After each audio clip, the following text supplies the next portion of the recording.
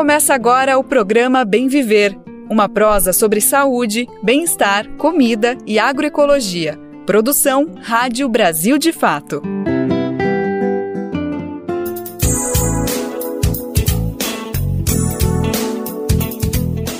E bora pra mais uma? Hoje é segunda-feira, dia 7 de outubro de 2024, todo mundo de volta das eleições, depois de um domingão de muita democracia pelo país. Estamos aqui para repercutir como foi esse dia nas capitais pelo país, nas cidades. A gente já sabe quem são os nossos vereadores, as nossas vereadoras, sabemos alguns prefeitas e também sabemos onde vai ter segundo turno. Vamos falar sobre tudo isso, vamos falar também sobre esse 7 de outubro, dia que se completa um ano do início do massacre de Israel sobre a faixa de Gaza, sobre o povo palestino. São temas difíceis, duros, mas são fundamentais para a gente botar em pauta e discutir, inclusive nessa caminhada que a gente propõe aqui rumo ao bem viver. Bom, meu nome é Lucas Weber, eu tô começando aqui mais uma edição e eu nem apresentei, né? Quem tá chegando por aqui é mais uma edição inédita e fresquinha do Bem Viver, uma produção do Brasil de Fato. Bora saber então quais são os destaques que a gente preparou para a edição de hoje.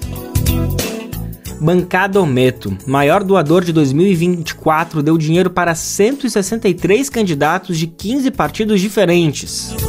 Facebook é a empresa que mais lucrou com a campanha para as eleições municipais no Brasil. Violência política pré-eleições salta 130% em 4 anos. Pesquisa mostra a chance de nova escalada em breve. Organizações criticam o adiamento de lei antidesmatamento da União Europeia e apontam influência do lobby do agronegócio.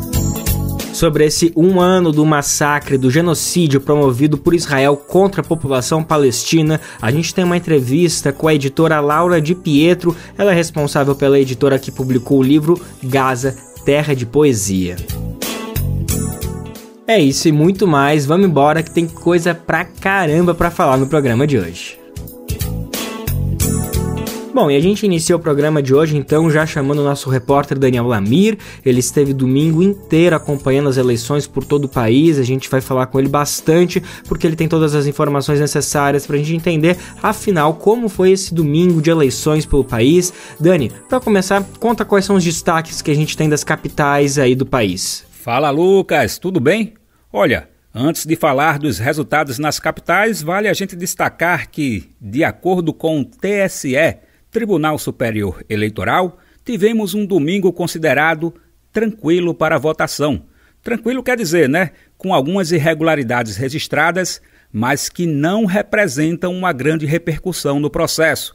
Alguns exemplos são boca de urna, fixação de faixas e cartazes e distribuição de panfletos. Mas falando sobre os resultados, a gente começa destacando as capitais da região sudeste. Na cidade de São Paulo, a disputa vai para o segundo turno entre Ricardo Nunes, do MDB, e Guilherme Boulos, do PSOL. Na cidade do Rio de Janeiro, Eduardo Paes, do PSD, foi reeleito. Em Belo Horizonte, Minas Gerais, a disputa vai para o segundo turno com Bruno Engler, do PL, e Fuad Noman, do PSD. Em Vitória, Espírito Santo, Lorenzo Pasolini, do Republicanos, foi reeleito. Já na região Nordeste, o cenário das capitais foi o seguinte. Em Aracaju, Sergipe, temos segundo turno entre Emília Corrêa, do PL, e Luiz Roberto, do PDT. Segundo turno também em Fortaleza, Ceará. A disputa é entre André Fernandes, do PL, e Evandro Leitão, do PT. Em João Pessoa, Paraíba, o segundo turno segue com Cícero Lucena, do PP, e Marcelo Queiroga, do PL. Em Maceió, Alagoas, João Henrique Caldas, do PL, foi eleito. Em Natal, Rio Grande do Norte, a disputa segue no segundo turno entre Paulinho Freire, do União, e Natália Bonavides, do PT. Em Recife, Pernambuco, João Campos, do PSB, foi reeleito. Reeleição também em Salvador, Bahia, com Bruno Reis, do União. Também reeleição em São Luís, Maranhão, com Eduardo Braide, do PSD. Em Teresina, Piauí, Silvio Mendes, do União, foi eleito. É isso, meu amigo, por enquanto destaco essas capitais e logo mais trago outros resultados aqui no nosso programa Bem Viver. Maravilha, esse foi Daniel Lamir. Daqui a pouco ele volta com a gente para trazer mais informações, para repercutir melhor os detalhes de todas as regiões do país com as eleições municipais. Bom, a gente vai seguir com esse tema, porque agora a gente vai falar sobre o maior doador que deu dinheiro para 163 candidaturas de 15 partidos diferentes. Vê se pode, gente. Esse coletivo de agradecidos recebeu o apelido de Bancada Ometo. O doador é o bilionário do agro Rubens Ometo Silveira Melo, que pela 4ª eleição consecutiva encabeça a lista de maiores doadores. Vamos entender quem é essa personalidade, para que partidos ele doou. Quem conta pra gente os detalhes é a nossa repórter Beatriz Draghi Ramos. Bilionário que atua no agronegócio brasileiro, Rubens Ometo Silveira de Melo encabeça a lista de maiores doadores pela 4ª eleição consecutiva. Neste ano, o empresário pulverizou cerca de 17 milhões de reais em 185 doações. Foram 22 para diretórios municipais e nacionais de partidos e 163 para candidaturas espalhadas em 9 estados do país. A fortuna do empresário é avaliada em 1,4 bilhão de dólares. O montante investido em candidatos de 2024 representa um aumento de 129% em doações feitas pelo empresário em relação às eleições de 2022. Em 2022, Rubens Ometo Silveira de Melo, que é presidente do grupo Cosan, distribuiu cerca de 7 milhões de reais em 22 candidatos. Desses, 11 acabaram eleitos. Em 2020, o empresário foi mais econômico e investiu 2,6 milhões de reais em 20 candidaturas, sendo 14 à prefeitura e 6 a câmaras municipais. Naquele ano, o dinheiro de Ometo ajudou a eleger 5 prefeitos e 6 vereadores. Na eleição anterior, em 2018, o empresário do agronegócio doou aproximadamente 7 milhões de reais para 55 candidaturas. Seu investimento ajudou a eleger um senador, 3 governadores, 15 deputados federais e 6 deputados estaduais. Neste ano, Ometo apoiou 62 postulantes ao cargo de prefeito e 101 candidatos que tentarão se eleger a uma cadeira nas câmaras municipais. O empresário demonstra não ter preocupação ou fidelidade ideológica. Escolheu candidatos de 15 partidos diferentes. Mas o Centrão foi quem mais se beneficiou dos investimentos de Ometo.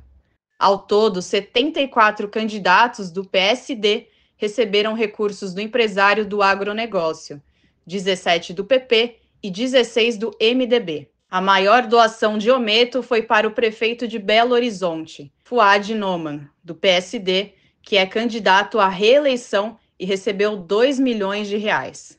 De São Paulo, da Rádio Brasil de Fato, com reportagem de Igor Carvalho, locução Beatriz Draghi Ramos. Agressões físicas, ameaças, atentados, invasões, ofensas, criminalização e assassinatos. As eleições de 2024 foram marcadas pelo pior cenário de violência já registrado no Brasil. Foram 145 casos de violência política registrados apenas em 2024, com destaque para 14 casos de assassinatos, isso nesse período pré-eleitoral. Os dados foram organizados pela Organização Terra de Direitos e Justiça Global e a gente vai saber mais detalhes com o nosso repórter Kaique Santos. Brasil de Fato nas eleições 2024. Uma visão popular da política brasileira. Um estudo desenvolvido pelas organizações Terra de Direitos e Justiça Global contabilizou casos de violência política no Brasil nos últimos tempos. Na esteira do acirramento das disputas, foram pelo menos 299 casos entre 1º de novembro de 2022 e 15 de agosto deste ano.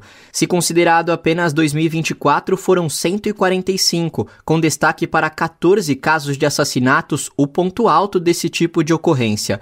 O levantamento identificou ainda um salto de 130% nos episódios de violência política no período pré-eleitoral deste ano, no comparativo com o pleito de 2020. A pesquisa contabilizou casos de violência manifestados em forma de agressões físicas, ameaças, atentados, invasões, ofensas, criminalização e assassinatos.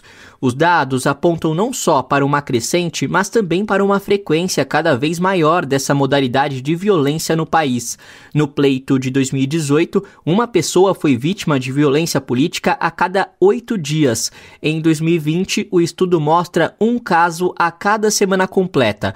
Já agora, em 2024, a regularidade tem sido de uma vítima de violência política a cada 1 dia e meio. Os casos mais comuns foram os de ameaças, com 153 registros, e atentados, com 41. Segundo as organizações, 77% dos ataques foram dirigidos a vítimas que exercem mandatos políticos. Além disso, a maior parte das ocorrências se concentrou no segmento da esquerda. O PT foi alvo de 56 ataques e o PSOL de 33. Os pesquisadores acompanham o fenômeno da violência política desde 1º de janeiro de 2016. De lá para cá, eles identificaram um montante de 1.168 ocorrências no Brasil.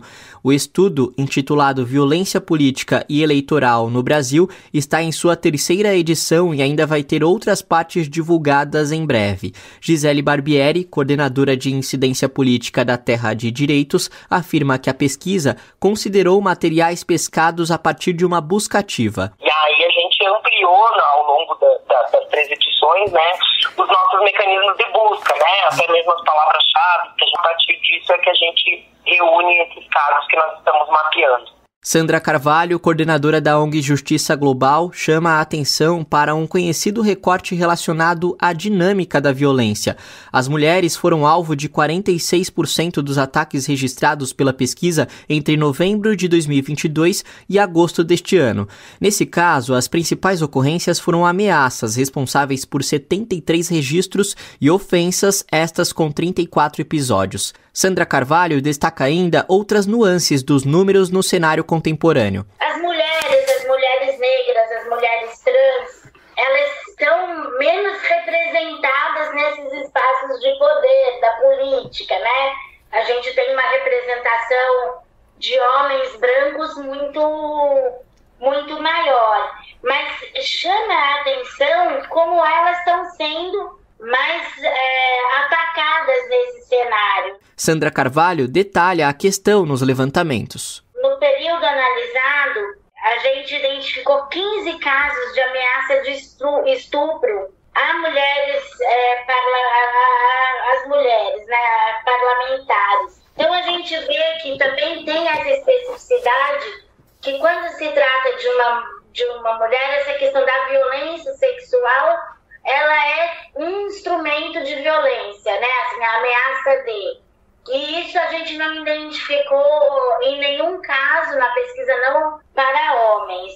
Para Gisele Barbieri, o cenário de violência política exige um amplo comprometimento do Estado brasileiro e ações articuladas de combate. A gente precisa de uma união, né, dos órgãos do poder de justiça, do legislativo e até mesmo esse trabalho de conscientização na sociedade. Uma crítica que a gente faz, inclusive, né, às legislações que existem para punir a violência política, é que essas legislações elas têm um caráter meramente punitivista, né? Elas vão encarcerar, elas vão cobrar multa, mas elas não vão ensinar nem a esses agressores, e muitas vezes também agressoras, e nem à sociedade o que é esse fenômeno, como ele vem interferindo na nossa sociedade. Barbieri ressalta ainda que faltam ações capazes de gerar uma cultura de prevenção da violência no campo político.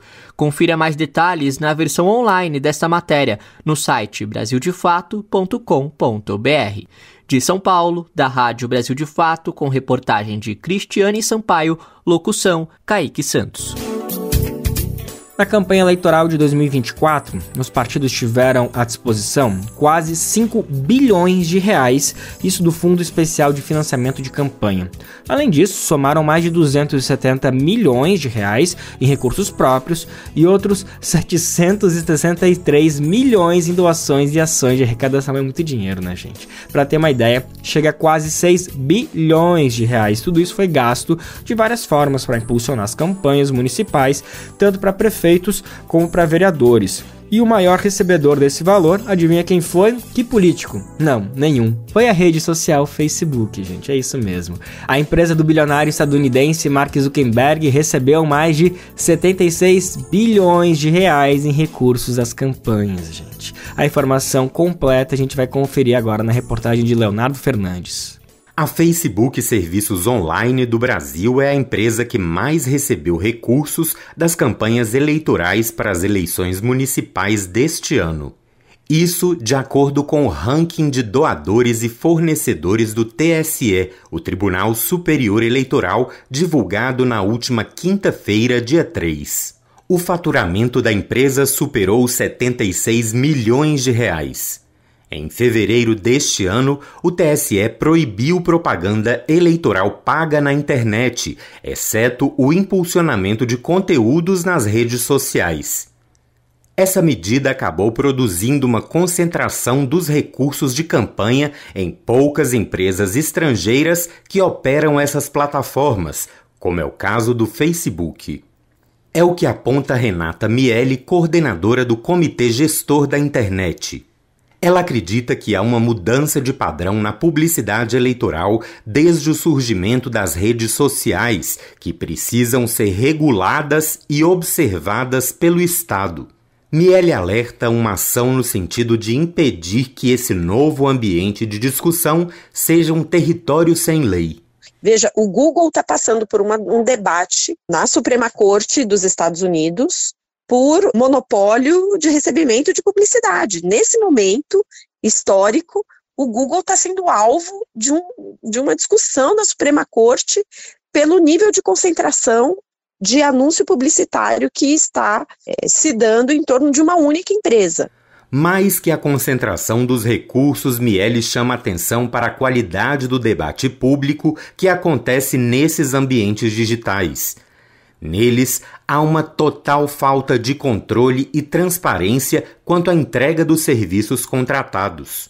Quem é que controla para quem o conteúdo que está sendo impulsionado vai? Ah, tá bom. O candidato pode fazer o perfil e estabelecer quase que num microdirecionamento quem que vai receber esse conteúdo. Mas qual o controle que nós temos de que esse conteúdo está sendo entregue de fato dessa maneira? Para essas pessoas, nós não temos esse controle. Miele critica o desenho normativo elaborado pela Justiça Eleitoral diante da ausência de uma regulação mais ampla dessas plataformas de mídias digitais.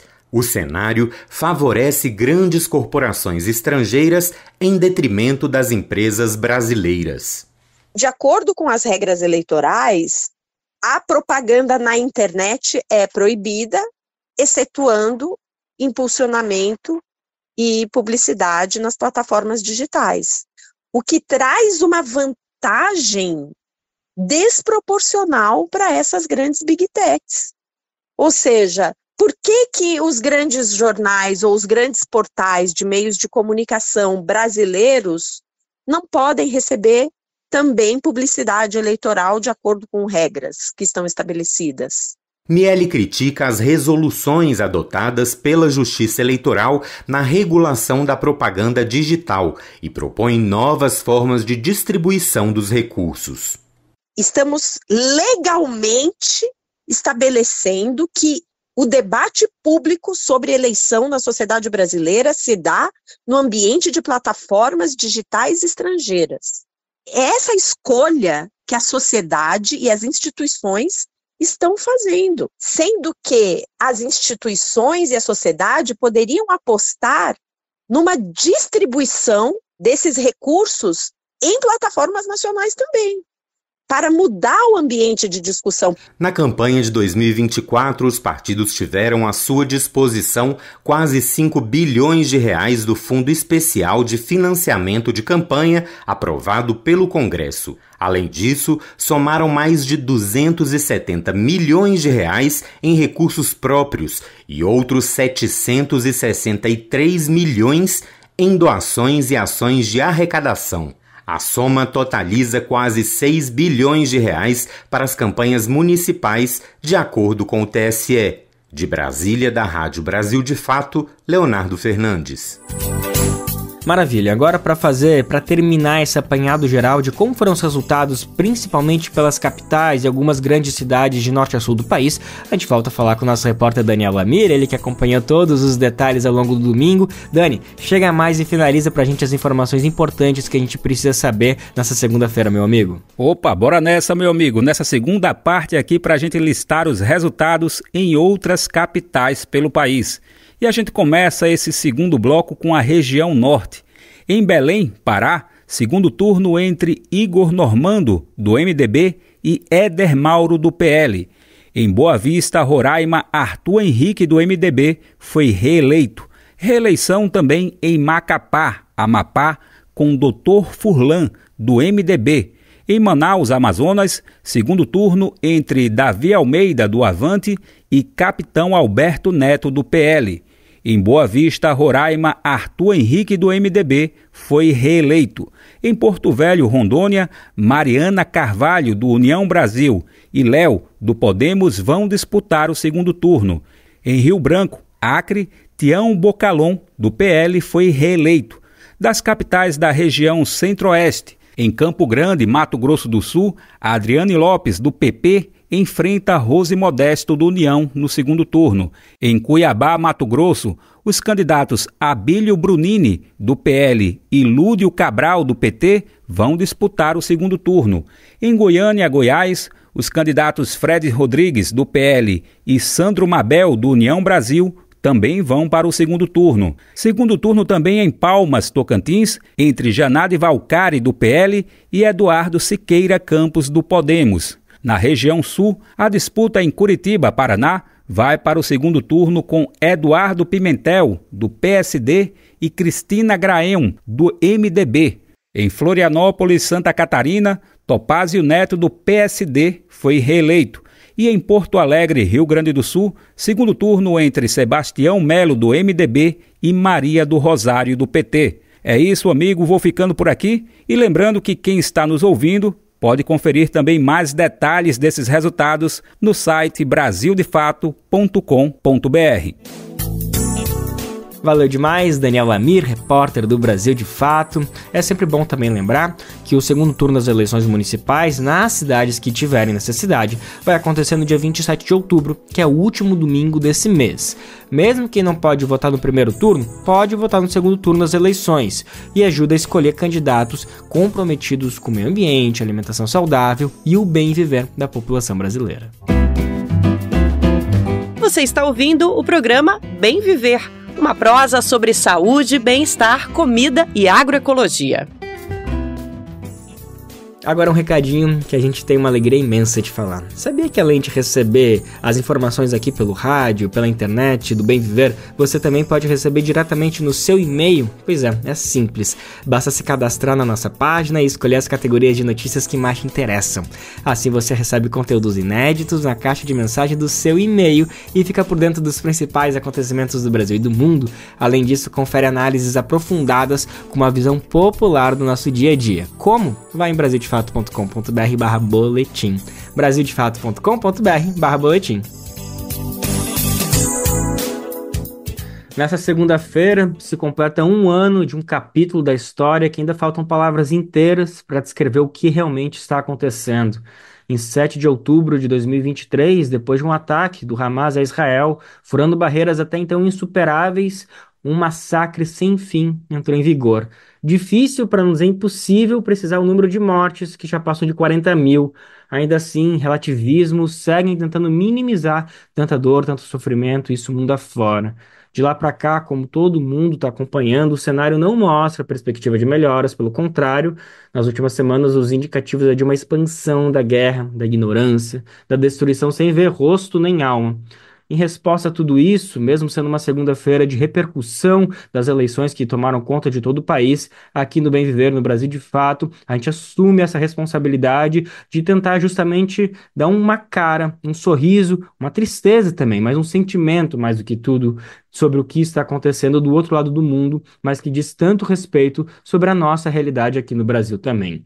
Por isso a gente tem o prazer de falar de um livro, Gaza, Terra de Poesia. É um novo lançamento da editora Tabla que reúne 17 poetas jovens palestinos que se escrevem sobre essa dura jornada que é viver em uma região que foi condenada sem julgamento à morte.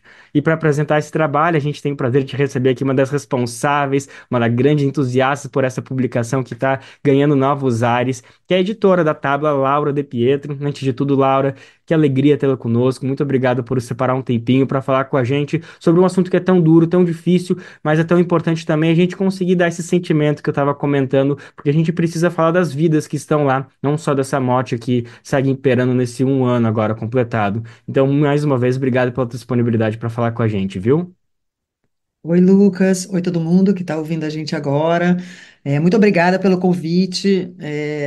Muito importante estar aqui, muito importante falar, né? Falar de Gaza, falar da Palestina. Então, agradeço demais, assim, muito bom estar aqui, na verdade.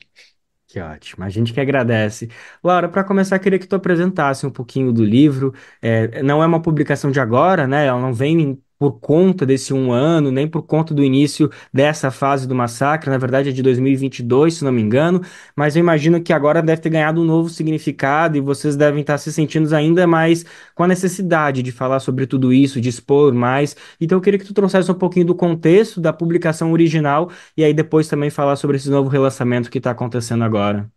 Então, Lucas, para a gente é um projeto, né? A Gaza Terra da Poesia é um projeto que começou em 2022. Ele veio a partir de uma das nossas tradutoras, a incrível Safa Jubran, que está sempre também nas redes, né? A Safra é libanesa, ela é professora da USP, mora aqui há muitos anos no Brasil.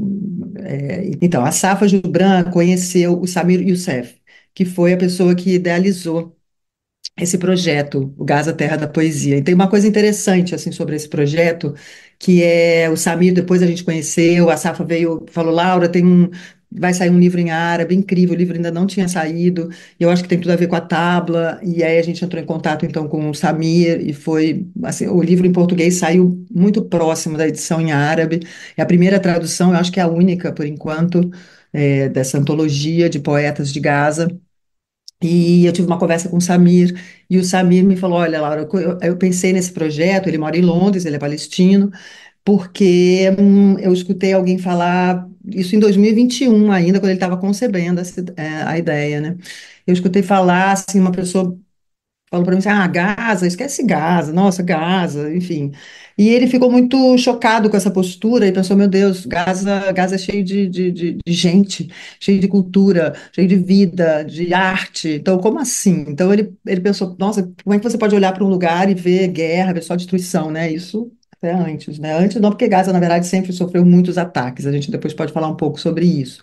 Mas, enfim, ele falou que ele ficou tão impactado que ele falou, não, eu vou reunir os poetas, os escritores que eu conheço, os jovens poetas de Gaza, e vou fazer uma antologia. Então, ele chamou o Mohamed Taisir, que é o organizador do livro, que é um jovem poeta, na época ele estava com 25 anos, e ele organizou esse grupo de poetas, são 17 poetas, 9 mulheres, 8 homens, e fez esse grupo e fez essa antologia, e que saiu em 2022, né? Acho que no final de 2021 saiu em árabe, e a gente já em 2022, meados de 2022, a gente já lançou a tradução em português. E essa tradução ela foi coordenada pela Safa Jubran e pelo Michel Sleiman, que são dois professores da USP, dois grandes tradutores, né, importantíssimos do árabe para o português. Então, eles reuniram um grupo de jovens tradutores também, porque essa ideia de juntar os jovens tradutores, os jovens poetas, fazer também a gente tem sempre essa preocupação de fazer uma conexão verdadeira mesmo, assim, né, de criar essa empatia, essa troca. Então, eles reuniram um grupo de tradutores para seguir com esse projeto, que a gente trata assim, não é só um livro, realmente é um projeto. E também dizer que toda a verba desse projeto ela é direcionada para o Instituto Tamer, que fica em Ramallah. Eu fiquei lá um mês, trabalhei com eles têm um trabalho incrível de literatura, de trabalho com criança, é, é muito bacana o Instituto Tamer, e toda a verba desse projeto, então, vai para o Instituto. Isso para a gente é bem importante também divulgar, né? O livro já está na sua terceira tiragem, né? Então, muito bacana, tem sido Claro que agora, como você falou, né? Isso a gente lançou em 2022 e agora teve esse último ano teve assim, uma tensão maior, mas realmente quando a gente fez, a gente queria mostrar isso também, né? Mostrar como tem sempre vida, tem sempre uma população rica, uma cultura rica, e a cultura palestina ela é muito impressionante, o povo palestino é muito impressionante nas suas expressões, nas suas infinitas expressões. Enfim, Gaza não é uma novidade, esse ataque, mas assim, esse genocídio que a gente está vendo agora realmente é o auge, né, o que pode ser pior mais do que isso, né? Mas Gaza ela sempre teve uma situação, e claro, é uma questão histórica que aqui nem é o lugar para falar disso, mas é entender que nada aconteceu, que o mundo não foi criado em 7 de outubro, né? Que muita coisa aconteceu antes disso, enfim, desde 1948, desde a Nakba, e depois também o cerco a Gaza, são mais de 16 anos, 17 anos de cerco, até tudo isso realmente implodir assim dessa forma. Os poetas são jovens, eles têm entre 20 e 30 anos, têm contato com alguns, ainda temos contato, e às vezes a gente fica até assim, meu Deus, né? Saber deles, saber delas, para a gente é bem forte essa história. Claro, a gente criou uma intimidade, uma amizade, então, assim, falo muito com alguns deles, e é uma situação distópica, absurda, assim, inimaginável, né? Mas para a gente é muito importante ver esse viés, assim, porque também existe uma força tão grande na grande mídia, enfim, nessa narrativa toda que a gente já conhece, que não adianta nem ficar falando tanto sobre isso, mas de desumanizar, né? De criar distanciamento, de desumanizar o povo palestino. E isso sempre foi assim, uma questão para nós. Assim, a Palestina sempre esteve presente, não é só agora, né? Ela sempre esteve presente no projeto da Tábua, enfim. É tanto que a gente traz autores como Mahmoud Darwish, Hassan Kanafani, que são vozes potentes, né, da Palestina. Esse viés, assim, entender que a literatura, a arte, ela é uma maneira, é um caminho, né, de você criar empatia, de você quebrar essa barreira, quebrar essa construção horrível, dessa narrativa horrível, né? Então, a gente vai, desde o início do projeto da Tábua, em todos os outros livros também, assim, não só dos que falam sobre a Palestina, ou que são literatura palestina, mas a gente procura sempre trazer uma narrativa do mundo árabe, enfim, do Oriente Médio, né, de outras culturas, com essa perspectiva de diversidade, riqueza, né, botar as pessoas para pensarem, peraí, será que é isso mesmo? Será que essa narrativa hegemônica, ela é verdadeira? Porque são muitas culturas, né? Quando você coloca tudo no mesmo saco, assim, e chama aquilo de alguma coisa, dá um título tão nefasto, né, para uma cultura tão rica, é um programa realmente, é um projeto de guerra, né? Um projeto de destruição, enfim. Tem até uma historinha, vou contar ela brevemente. É uma história da tradição sufi.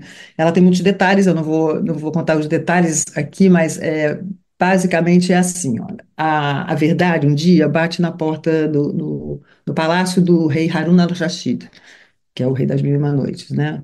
E o guardião vai abrir a porta e fala, quem está batendo? Aí a verdade fala, é verdade. A verdade, peraí. Aí ele vai lá falar com o rei, rei, a verdade está batendo aí na porta. A gente deixa a verdade entrar? Aí o rei pensa, pondera, faz enfim, várias ponderações sobre a verdade e fala, melhor, deixa a verdade quieta, deixa a verdade do lado de fora. Aí a verdade toda hora bate na porta e diz, quem é? É a justiça. E a mesma, rei, a justiça quer entrar. Então toda hora a verdade aparece de uma forma diferente. Até que um dia a verdade bate e o guardião pergunta, quem é? E aí a verdade fala, é a fábula. Aí ele fala, só um minuto, eu vou falar com o rei. Vai lá falar com o rei e fala, rei, a fábula está querendo entrar no palácio. Aí o rei fala, a fábula? Que mal pode fazer a fábula? Deixa a fábula entrar. E é assim que a verdade conseguiu entrar no castelo do rei Harun al-Rashid. Então, essa história ela é muito simbólica, assim, né, pra gente. E ela é um norte. Não sei porque a gente está perdendo um pouco assim, né, porque é difícil você ficar alinhado, a gente lembra dessa história e o poder da literatura, né? Então, porque eu estou falando tudo isso porque Gaza, a Terra da Poesia, ela entra quer dizer, nesse conceito, nessa intenção que a gente tem, né? De aproximar, de fazer com que as pessoas saiam desses lugares, né, e vão e busquem outras narrativas e busquem outras compreensões e, enfim, se aproximem mesmo e resgatem um pouco da nossa, a gente pode resgatar um pouco da nossa humanidade, da nossa empatia, né? Empatia. Eu estava justamente pensando nessa palavra para trazer em resposta a toda essa tua linda apresentação, que é isso, a arte, a literatura, a poesia, no caso, é uma maneira muito subversiva, muito competente de conseguir quebrar essas barreiras aí que tentam mostrar que há uma distância quando não há. De fato, há uma distância geográfica, a gente está falando de uma outra parte do planeta, bem distante, outro fuso, outro clima, mas que tem diversas semelhanças, diversos pontos de contato, e quando a gente liga o noticiário e vê destruição, destruição, morte, esses números aí que parecem que de repente se relativizam de tão grandes que ficam, parece que a gente está vendo realmente um cenário de guerra que é isso, é um povo condenado a isso e a gente não tem muito mais o que fazer senão apenas assistir e comentar, poxa, que tristeza, né? Mas é justamente por conta dessas infiltrações aí da arte que ela consegue entrar, atravessar os poros, atravessar as pedras, que a gente olha e diz, gente, se eu tô lendo um poema de uma outra pessoa que escreveu num outro idioma que eu não sei falar oi, e mesmo assim eu tô entendendo, eu tô conseguindo me sensibilizar e tô conseguindo ver que são dilemas que eu encaro também no meu dia a dia de alguma maneira. Peraí, é algum povo sim que tem alguma semelhança, né? E eu queria aproveitar isso, Laura, para te perguntar um pouco mais, muito antes, claro, você está comentando, né, que esse massacre que acontece em Gaza em um ano é apenas um episódio de mais de 50, 60, 70, quase 100 anos que a gente vem vendo, mas muito antes desses conflitos mais tenebrosos de guerra e destruição, a gente consegue também fazer outros paralelos que a gente pode tentar entrelaçar um pouquinho mais a literatura, da arte, da história, da cultura, da Palestina, do povo árabe com o Brasil? De que outras maneiras a Tábua também já conseguiu fazer essas pontes, conseguiu estreitar para mostrar que, enfim, de alguma maneira existem muitos encontros entre o que a gente pensa, respira, escreve em relação também ao povo palestino, o povo árabe de forma geral? Então, essa é uma ótima pergunta. Eu acho que tem um outro termo que também é muito importante, que é o termo solidariedade, né? E que a solidariedade ela ser entendida também de uma forma bem ampla, não, no sentido de o que também é você se solidarizar. Solidarizar é você compreender, né? Tentar compreender, né, o lugar do outro, conhecer a história. Então, a gente sempre fala assim, informe-se, né? Também é uma coisa na tábua que a gente sempre coloca muito, informe-se. Vai, procura saber, lê esse livro, assiste esse filme, enfim, segue esse perfil, de dar essa informação, porque isso tudo, na verdade, é uma maneira de criar essa solidariedade de verdade, né? Que é você realmente se solidarizar. É, isso é muito importante. E eu estou falando isso porque a gente também procura fazer essas interseções, né, com autores. Por exemplo, um autor muito importante para a gente, um amigo querido, a gente considera esse padrinho da Tábua, é o Milton Ratum, né? Então, ele sempre traz uma riqueza, assim, seja uma resenha, seja uma leitura. É, eu acho que tudo isso vai aproximando. É muito difícil falar disso assim, é, ficar de uma forma não rasa. Eu acho que eu vou por esse lado mesmo de ir ganhando de verdade, adquirindo essa solidariedade assim com o povo palestino. E é muito importante. A gente há pouco tempo recebeu a Samar Jaber, que é uma psiquiatra, psicoterapeuta palestina. A gente lançou o livro Sumud, em tempos de genocídio. Sumud é uma palavra palestina muito importante, que alguns traduzem como resiliência, mas é mais do que a resiliência. É uma coisa, é uma atitude, uma postura diante da vida que é tão palestina. Mas assim, e ela falou muito dessa questão da solidariedade, falou no âmbito da saúde mental, no âmbito dos profissionais de saúde mental, de se solidarizarem com a situação palestina, que é uma situação única, assim. Então, eu acho que em todas essas vertentes, seja na saúde mental, seja na literatura, na cultura, né, eu acho que aqui a gente está com uma falha muito grande no nosso, né, não quero fazer uma crítica assim, mas realmente a nossa comunidade intelectual, cultural, né, tá deixando muito a desejar nessa questão aí, mas isso é um assunto para uma outra conversa, mas realmente, mas a gente entende assim por quê, né? Também tem mecanismos aqui muito fortes né, que vão cooptando assim essas pessoas. E por isso que compreender, saber, conhecer a história é muito importante, assim, para você não cair nas mazelas de algumas narrativas, né? Bom, acabei dando uma volta, mas essa questão da solidariedade, eu acho que ela é isso, de certa forma. A gente procura, com essas narrativas, com essa literatura, com a poesia, também criar uma solidariedade de verdade, assim, né? Então, por exemplo, tem uma atriz muito famosa, muito nossa amiga também, ela começou a ler Mahmoud Darwish, começou a ler a poesia do Mahmoud Darwish, que é o poeta palestino, e ela começou a querer saber sobre a Palestina, então hoje em dia ela virou uma ativista palestina, assim, mas através da literatura, compreendendo, né, do que ele está falando, o que é isso, que questões são essas, assim. Então a gente procura fazer essas pontes. Não sei se eu te respondi, na verdade. Não, com certeza, com certeza. Era justamente isso, fomentar um pouquinho mais de todos esses contatos que a gente tem. Acho que citar Milton Ratum foi uma ótima maneira da gente conseguir ver um pouquinho mais desses elos que eles acontecem, não estão só nesse câmbio simbólico, mas estão de fato acontecendo. A gente está falando com Laura Di Pietro, uma das responsáveis pela editora Tábua, que está aí com esse novo lançamento, na verdade de 2022, mas está ganhando essa nova roupagem, que é Gaza, Terra de Poesia, um livro que reúne 17 poetas jovens palestinos falando muito do cotidiano, falando também da guerra, não exatamente desse momento que está acontecendo do massacre, mas bastante de toda essa história, mas trazendo outros elementos que super dialogam com a nossa vida, né? Questões um pouco mais suaves da vida, mas que também falam muito dessa dureza que é viver em um país condenado à morte sem julgamento. Laura, agora queria falar um pouquinho mais desses 17 poetas. Tu já comentou que vocês estão tendo contato com eles, isso daí já é, né, uma das respostas que eu queria ouvir, que já dá um alívio também, e queria saber um pouquinho mais se há perspectivas de, enfim, é muito difícil, né, num momento tão difícil, tão duro, mas como que vocês estão tentando ver esse momento? Se é um momento de fomentar publicações para ser justamente esse revide, esse contrapondo, esses contra-argumentos, para mostrar o que de fato está acontecendo, ou esses poetas não estão em condições, na verdade, de escrever, publicar, a gente vai ter que esperar um pouco mais, enfim, queria ouvir um pouquinho se existe alguma coisa em vislumbre para acontecer nesses próximos dias, meses, a partir desses poetas que vocês têm em contato. Olha, muito bom você estar perguntando isso, porque a gente vai lançar um livro semana que vem, vamos lançar na Flip, e com a presença do prefaciador, né, que é o autor Atef Abu Saif, que vem para lançar o livro que saiu agora pela Elefante, um livro maravilhoso, Quero Estar Acordado Quando Eu Morrer, da editora Elefante, que fez agora uma intifada editorial maravilhosa, lançando 4 livros sobre a Palestina, sensacional. Parabéns, editora Elefante, muito bom ter essa força aí. E o Atef Abu Saif vem lançar esse livro e ele também escreveu o prefácio de um livro que a gente vai lançar na Flip. Ele vai estar na nossa casa, que é a Casa para Todos. Olha aí, gente, Casa para Todos. São 8 editoras, numa casa na Flip, com uma programação incrível.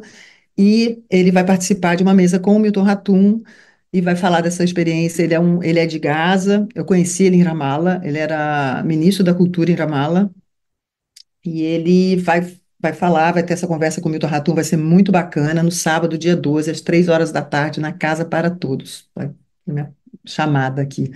Mas é muito importante. Esse livro chama-se Diários de Gaza, são 3 volumes, a gente está lançando o primeiro. O primeiro volume tem o título A Memória é uma Casa Indestrutível. São relatos de Gaza, de quem está lá agora. Na verdade, pega os primeiros 3 meses do genocídio, outubro, novembro, dezembro. São vozes de Gaza. Essa foi uma ideia do Atef Abu Saif, que organizou. O Ministério da Palestina entrou em contato com a gente, pediu para a gente, enfim, fazer uma organização desses textos. Então, quem fez a organização foi o Rafael Domingos Oliveira, e a tradução é da Rima Wada Zahra, direto do árabe. São depoimentos, e todos são escritores, artistas, todos que escrevem nesse livro. São 14, né, mais o Atef. São todos escritores que estavam, como a Tef diz no próprio prefácio, que é incrível esse prefácio, todos estavam escrevendo. Ele ficou muito impressionado de ver no meio da guerra como todos estavam escrevendo, seja no celular, no pedacinho de papel, todos os amigos, todo mundo escrevia como podia. Isso eu acho que foi uma imagem para mim muito forte, assim. Então a gente vai lançar, não são os mesmos poetas, são outros escritores, mas a gente tem intenção também de alguns poetas aqui lançar um livro só de alguns deles, com certeza. É um projeto e que a gente quer manter, né, sempre, seja no momento que for, assim. E que bom que a memória é uma casa E que bom que a memória é uma casa indestrutível. Até me enrolei um pouquinho, enfim, pela emoção de um título tão forte que sintetiza tanto, que é isso que a gente está falando. Meu Deus, poderia ser completamente implementado aqui no Brasil. Quantos povos que a gente poderia estar proferindo essa frase, essa convocação aqui na nossa realidade. Então, o que não faltam são pontes aí para ligar o Brasil com toda essa comunidade árabe, especialmente a Palestina. Laura, nossa conversa está chegando ao fim. Muitas perguntas ficaram de fora, o que só nos mostra que a gente precisa voltar a conversar em breve. Mas para encerrar, eu queria que você lesse um poema, um trecho, recitasse algum fragmento desse livro que a gente está falando, Gaza, Terra de Poesia, né? Um lançamento de 2022, mas que ganha uma nova roupagem agora pela editora Tabla. Enfim, compartilha um pouquinho para a gente encerrar essa entrevista, por favor. Eu vou ler um poema do Ahmed Assouq. A gente se corresponde de vez em quando, graças a Deus. O Ahmed, ele nasceu na cidade de Gaza, em 1999, ele é muito jovem. Esperando por você. Quando a guerra terminar, vou levar você a um restaurante luxuoso, sem ter medo da morte, e vou lhe comprar um café. Vou cantar diante do mar para você esquecer o que aconteceu essa noite. Agora, sob o bombardeio, nós seremos heróis. Mas quando a guerra terminar, vou convidar você para dançar, só nós dois, sem a companhia de uma bomba inesperada, sem nos assombrar um artefato no céu. Uma semana e tudo vai acabar, vamos ficar bem. O mundo vai abrir o jornal e vir correndo nos socorrer. Depois da guerra terminar, não vamos nos sentar na frente do espelho e olhar fixamente nossas feições perdidas. Vamos colocar máscaras para não ter que perder estes rostos que já não reconhecemos. A guerra é dura, mas me leva a amar ainda mais. Vamos brindar a esses tempos e o mundo será testemunha de que estávamos juntos sob o bombardeio. Logo estaremos reunidos e nessa hora o mundo vai voltar à letargia habitual. Todos os rostos dos homens que foram retirados debaixo dos escombros parecem o rosto do meu pai, e o rosto das crianças que gritam, e o seu rosto, que não me deixou um só minuto em toda a cena. Vimos juntos as bombas que rasgam as pessoas como trapos esgarçados, quando caem sobre elas feito feras em fúria. Pensaram que morri, mas eu estava esperando por você. Não me ouviram gritando seu nome. A morte não os deixa ouvir. Não morri, caí, esperando por você. Gente, que maravilha é essa? Esse é Ahmed Assouq, poeta da Palestina, da cidade de Gaza, e Laura Di Pietro acabou de recitar ali pra gente. Esse poema está incluso nesse livro Gaza, Terra de Poesia, um lançamento aí da editora Tabla. A gente acabou de conversar então com Laura Di Pietro, que é uma das responsáveis por esse grande livro que reúne 17 poetas palestinos, 17 jovens poetas palestinos que falam bastante desse cotidiano, falam bastante da guerra, mas trazendo toda essa poesia necessária que a gente precisa enxergar, não só a destruição que de fato está acontecendo, mas a gente precisa ver essas flores que seguem florescendo, essa primavera que segue acontecendo e essas pontes que nos trazem tanto para próximo de tudo que está acontecendo de lá. Laura, mais uma vez, muito obrigada pela disponibilidade, um prazer imenso falar contigo e não posso também terminar de falar e recomendar a todo mundo que acesse editoratabla.com.br, lá está disponível todos os livros, inclusive esse que a gente está falando, enfim, Vida Longa, Editora Tabla. Obrigada, Lucas. Foi um prazer falar com você. Obrigada a todo mundo que está ouvindo a gente. E fiquem ligados, a gente vai também, semana que vem, esse lançamento, Diários de Gaza. A memória é uma casa indestrutível. São as vozes que merecem ser ouvidas. Então, muito obrigada. Obrigada por esse espaço aqui. Se alimentar como um ato político e comida sem veneno... O Armazém do Campo reúne as duas coisas com a agricultura familiar orgânica e agroecológica dos assentamentos da reforma agrária. São várias lojas espalhadas pelo Brasil com produtos do Movimento Sem Terra, MST, além de atividades culturais, cafeteria e almoços coletivos. Encontre o Armazém do Campo mais próximo de você pelas redes sociais e venha. Traga sua família e amigos para conhecer um novo jeito de comer bem. Gente, agora um recadinho para você que acabou de chegar, acabou de sintonizar no nosso programa. Seja bem-vindo ao Bem Viver, uma produção do Brasil de Fato. A gente tem um encontro marcado, é segunda a sexta-feira, sempre a partir das 11 horas da manhã, pelo rádio e também pelas principais plataformas de podcast. A gente também chega junto a partir da 1 hora da tarde com a nossa parceira RBA, a Rádio Brasil Atual 98,9 FM, isso na Grande São Paulo, mas o mundo inteiro nos ouve pela internet, o Brasil inteiro nos ouve por várias rádios parceiras que retransmitem. E quem quiser ouvir na sua hora, no seu jeito, vai nas principais plataformas de podcast que tá lá o nosso programa São e Salvo para você ouvir.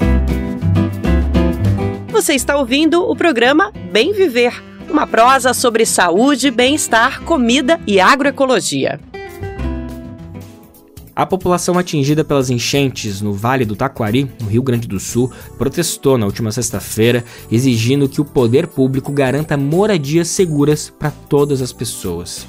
A região foi atingida por 3 enchentes no período de 1 ano e as famílias que perderam tudo estão em condições cada vez mais difíceis para se reerguer. A ação foi organizada pelo Movimento dos Atingidos por Barragens e quem volta aqui no programa para explicar melhor essas manifestações é o nosso repórter Kaique Santos. O Movimento dos Atingidos por Barragens, o MAB, realizou na última sexta-feira, dia 4, um ato em Lajeado, no Rio Grande do Sul, com cerca de 400 pessoas. A mobilização reuniu atingidos e atingidas pelas enchentes de diversas cidades do Vale do Taquari. As atividades marcaram 1 ano dos eventos extremos climáticos do ano passado, exigindo políticas públicas para famílias atingidas. O Vale do Taquari enfrentou 3 enchentes no período de 1 ano. Ivanir Rodrigues, do Nascimento, mora no bairro Conservas, em Lajeado, no Rio Grande do Sul, e participou do ato. Eu tinha minha casa de madeira já há quase 40 anos. Toda enchente, sempre pegava enchente nela. Agora, no mês de setembro do ano passado, eu perdi ela. De tanta enchente que pegou, dessa vez as madeiras não aguentaram. Ela partiu no meio, quebrou. E aí os engenheiros foram lá olhar, disseram que não tinha condições de eu morar. E eles iriam me dar uma moradia nova. Estou aguardando até hoje. Dona Ivanira afirma que vive de aluguel social e a situação pode piorar com o fim do pagamento. Estou vivendo de aluguel social, já me pagaram já 2 vezes, agora é a última vez e eles me informaram no prazo que vai ser a última vez, depois eles não vão mais renovar. E aí eu quero ver como é que vai ficar, porque eu vou para onde? Eu não tenho condições de pagar aluguel.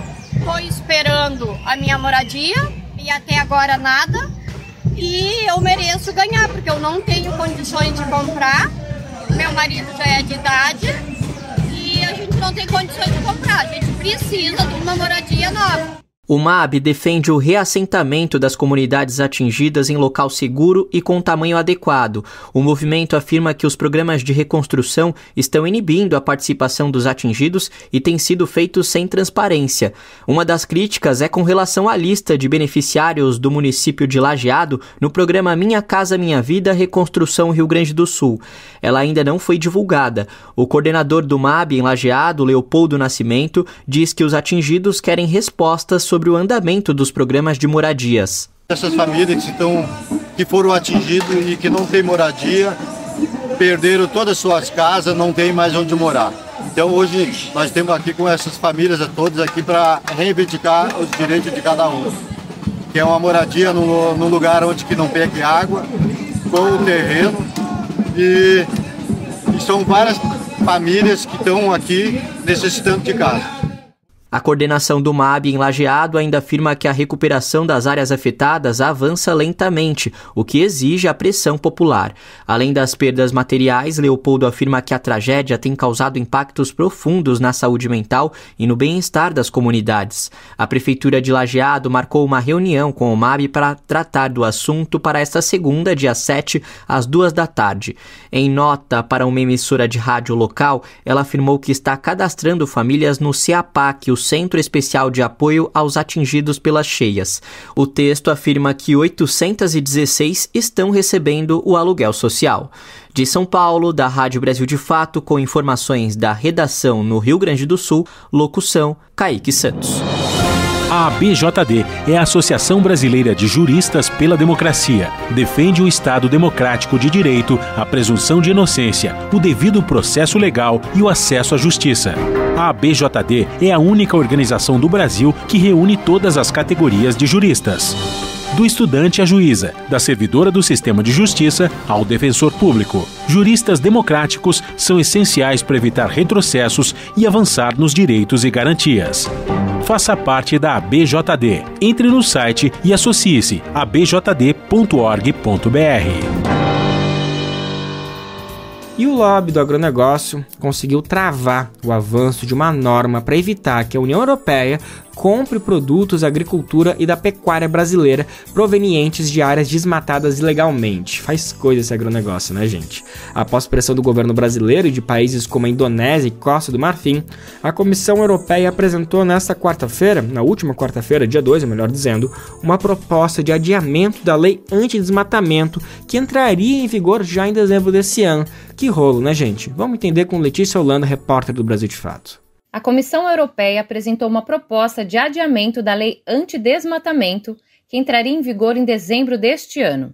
A decisão foi tomada no início deste mês, após pressão do governo brasileiro e de países como Indonésia e Costa do Marfim. A regra determina que os importadores europeus deverão garantir que os produtos importados não venham de áreas desmatadas após 31 de dezembro de 2020. A iniciativa é chamada de Regulamento da União Europeia para Produtos Livres de Desmatamento. A nova lei incide sobre produtos das cadeias produtivas do café, soja, óleo de palma, madeira, couro, carne bovina, cacau e borracha. A estimativa é de que afetará 15% das exportações totais brasileiras e 34% das exportações brasileiras para a União Europeia. Os números são do Ministério do Desenvolvimento, Indústria, Comércio e Serviços. Em nota publicada no site, a pasta argumenta a falta de clareza e de regulamentação adequada como pontos de fragilidade da lei. A proposta da comissão sugere o adiamento para dezembro de 2025, no caso de produtos exportados por grandes empresas, e para junho de 2026, em relação a micro e pequenas empresas. O pedido ainda será analisado pelo Parlamento e pelo Conselho da União Europeia. Por outro lado, na avaliação do Observatório do Clima, o possível adiamento representa um recuo vergonhoso. Para refutar a proposta da Comissão Europeia, 25 organizações da sociedade civil assinaram uma carta. Ela foi intitulada de Cada Segundo Conta para Proteger as Florestas e Ecossistemas Globais. O documento argumenta que o Brasil é pioneiro em monitoramento de ecossistemas naturais e uso do solo. A ação é feita regularmente pelo INPE, Instituto Nacional de Pesquisas Espaciais, desde 1988. Há também iniciativas de rastreabilidade públicas e privadas de cadeias agropecuárias que os setores da soja e da pecuária executam na Amazônia. De acordo com o Observatório do Clima, apenas 3% das propriedades inscritas no CAR, Cadastro Ambiental Rural, tiveram desmatamento entre 2019 e 2022. Os dados foram extraídos da plataforma MapBiomas. Por isso, na avaliação do observatório, a quase totalidade dos proprietários rurais do Brasil não tem nada a perder com a legislação da União Europeia. Ao contrário, de acordo com a avaliação, tem mercado a ganhar em relação a concorrentes internacionais que desmatam. A carta destaca a urgência das medidas de controle de desmatamento. Dinaman Tuxá, coordenador executivo da PIB, Articulação dos Povos Indígenas do Brasil, escreve o seguinte argumento. Ele lembra que a maior parte do território brasileiro segue afetado pela fumaça de queimadas em quase todos os biomas, sendo lamentável o aditamento da lei. A carta ainda considera que a regulamentação é um instrumento fundamental e adicional à redução do desmatamento no país. E, de acordo com o texto, o adiamento demonstra a influência do lobby do agronegócio nos processos democráticos de tomada de decisão no país. De São Paulo, da Rádio Brasil de Fato, com reportagem de Carol Batailler, locução Letícia Holanda. Gente, vamos seguir dando essa volta por outros países, né, no nosso noticiário internacional, para falar da nossa vizinha Argentina. Isso porque o Instituto de Estatísticas e Censos da capital Buenos Aires revelou que o número de pessoas que estão em situação de pobreza na capital chegou a 989 mil, quase 1 milhão, gente. O número representa quase 1/3 da população de toda a cidade. Não dá para acreditar. 33% de toda Buenos Aires. Do total, 417 mil são considerados indigentes, ou seja, estão em extrema pobreza.